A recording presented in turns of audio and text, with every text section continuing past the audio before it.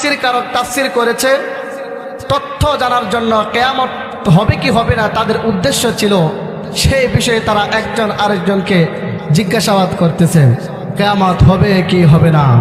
আল্লাহ রাব্বুল আলামিন প্রত্যেকের অন্তরের খোঁজ খবর রাখেন, অন্তরের মধ্যে কি ঘুরপাক করতেছে সেই খবরটাও আল্লাহ জানে, মানুষ মনে মনে কি বলতেছে সেই কথাটাও আল্লাহ বুঝেন এবং জানেন। আল্লাহ রাব্বুল আলামিন সূরাতুন নাবার মধ্যে কাফেরদের প্রশ্নটা উল্লেখ করেছেন এবং আল্লাহ রাব্বুল আলামিন তাদের প্রশ্নের জবাবটাও দিয়েছেন। রব বলেন, আম্মা ইয়াতাসাআলুন, তারা পরস্পরে কি বিষয়ে জিজ্ঞাসাবাদ করছেন।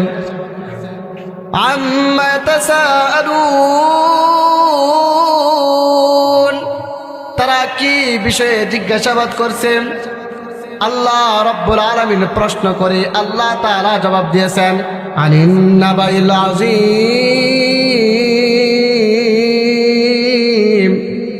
তারা বড় একটা বিষয়ে প্রশ্ন করতেছে একজন আরেকজনকে। আনিল নাবাইল আযীমের তাফসীর করেছেন কিয়ামত।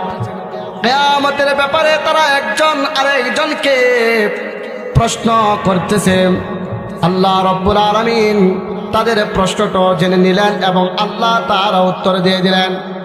সূরাতুল আহজাবের মধ্যে আল্লাহ রাব্বুল আলামিন নবীকে বলেন, লোকেরা আপনাকে কিয়ামত বিষয়ে জিজ্ঞাসা করবেন। ইয়াসআলুকান নাসু আনিস সাআহ, ইয়াসআলুকান নাসু আনিস সাআহ, লোকেরা আপনাকে কিয়ামত বিষয়ে জিজ্ঞাসা করবে। কুল ইন্নামা ইলমুহা ইনদাল্লাহ, কিয়ামত যখন হবে আপনি বলে দেন কিয়ামত কখন হবে, কোন সময় হবে, এর জ্ঞান হলো আল্লাহর কাছে।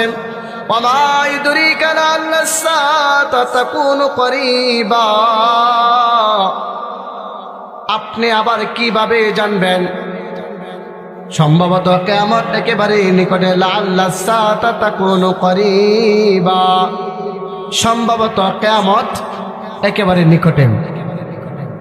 কাফেররা মানুষেরা নবীজিকে জিজ্ঞাসা করতেছে কিয়ামত কখন হবে। হাদিসে জিব্রাইলের মধ্যে মিশকাত শরীফের মধ্যে রাসূল সাল্লাল্লাহু আলাইহি ওয়াসাল্লাম হযরত উমর রাদিয়াল্লাহু তাআলা আনহু থেকে বর্ণিত হাদিস কিয়ামতের কিছু আলামত উল্লেখ করেছে। শেষ জামানার মধ্যে